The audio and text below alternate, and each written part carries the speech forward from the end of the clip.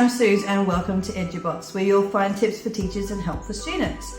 Shirls is not with us today, and that's because she has taken herself off to South Africa to visit my family over there. She's visiting my childhood home that I grew up in. She is going on safaris.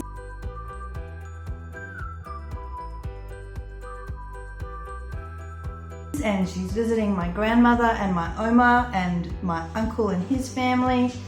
And I miss her greatly, but she's having a ball and she will be back soon.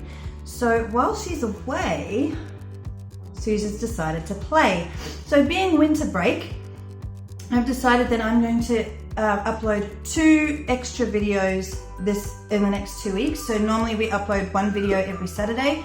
For the winter break, Suze is by herself special.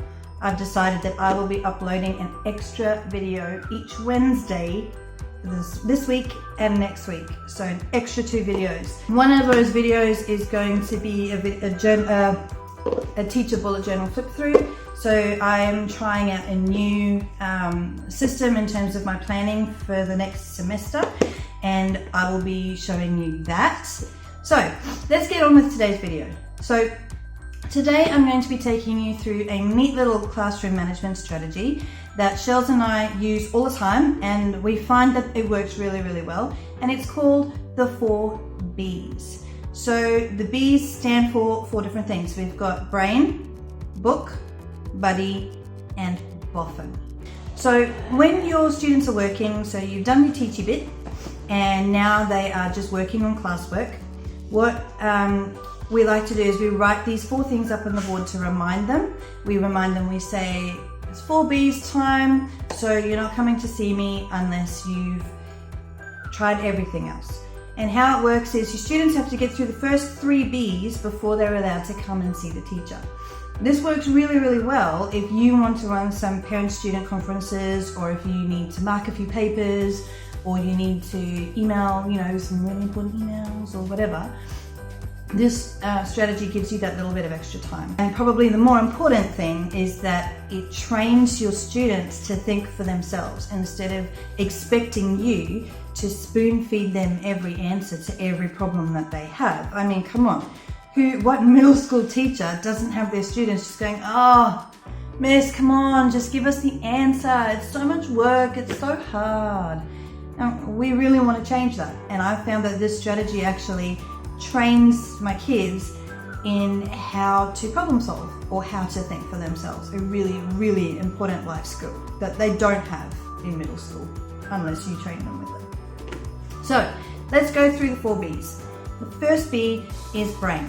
So we want our students to be using their brain, right? We want them to try and think of the answer for themselves. We want them to try and retrieve information that they've learnt.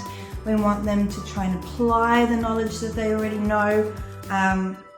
We want them to try and be creative with their brain, how they can answer this, all right? Part of being a teacher is nurturing that creativity. And if we just spoon feed things to them all the time, this is how you do it, this is what it means, this is the answer, they're not being creative at all. They're literally just a sponge, and not a very good sponge. A very porous sponge that leaks everywhere. You know what I'm talking about. They don't retain it. Okay, if they're thinking of it themselves, they're being creative with it, they're going to retain that a lot more, and they're going to be able to retrieve that information later.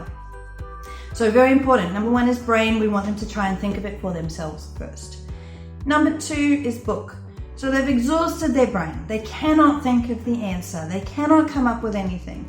This is where they now turn to their notebook, their textbook, any reference books, the internet.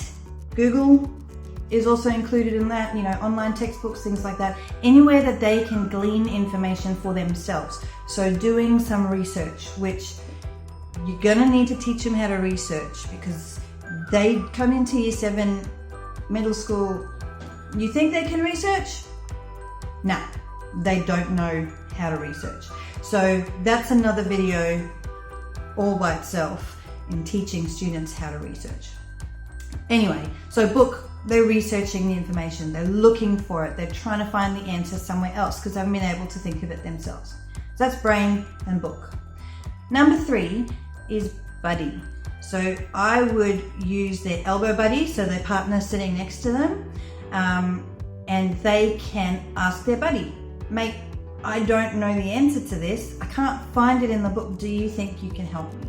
Because different students have different perspectives and different levels of creativity, and sometimes something a student says to another will spark that little bit of creativity that they need, and they just get it. So depending on you as a teacher and how you like to run your classroom, it could be the person sitting next to them, it could be the people at their table, it could be someone that they know is an expert in that field across the room or whatever. And I don't personally like my students walking around the room all the time. I feel like that's a bit chaotic for me. So I actually have my students in a seating plan that has a purpose. So I'm very careful about how I seat my students, and that I know is another video that Shirls has up her sleeve on purposeful seating plans. We'll get to that one another time. So they can use their buddy, and then their buddy can either use their brain or their book to help them as well. So that's the first 3. Brain, book, buddy. The last one, this is the last resort, is Boffin. Now a Boffin is an expert in something. I grew up in South Africa. We all know in South Africa that a Boffin is an expert. So if you called someone a boff or a Boffin, they were an expert in something. And so that's where the Boffin comes in.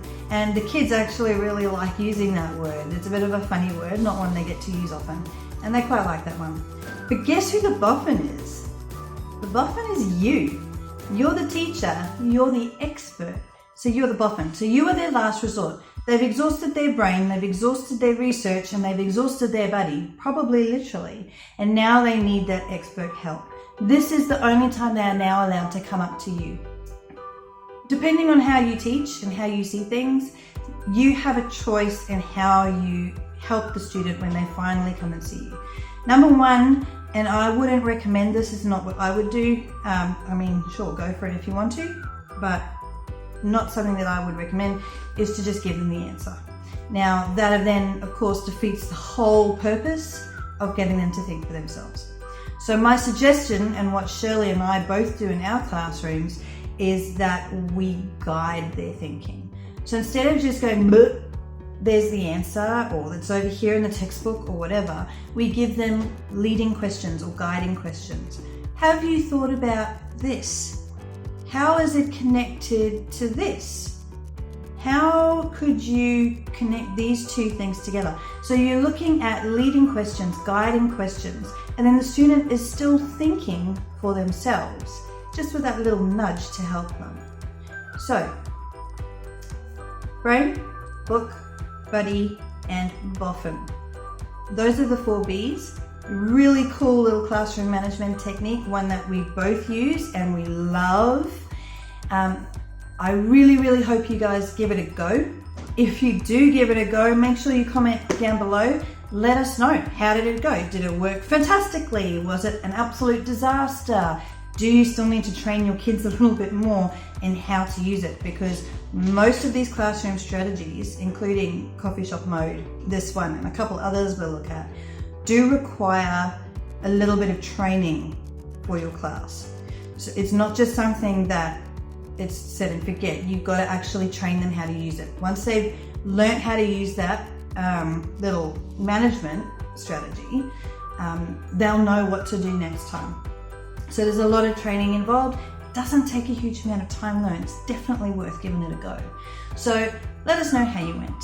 Of course, we would love it if you would like this video, give it a thumbs up and subscribe, because we appreciate every single person who subscribes to our channel. And you can of course find us, like I said before, on Facebook and Instagram. Just look up at EduBofs or click on the link in the description below. And we'll see you next time. Thanks so much for watching. Bye. Bye.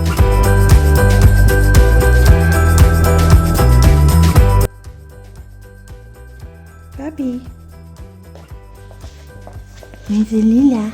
Can you say hello? You want to say hello? Lula? Lula? No. Yes, hello. He's a good girl. Who's a good girl? Huh? Who's a good girl? Yes. You're a good puppy. You're a good girl. Yes.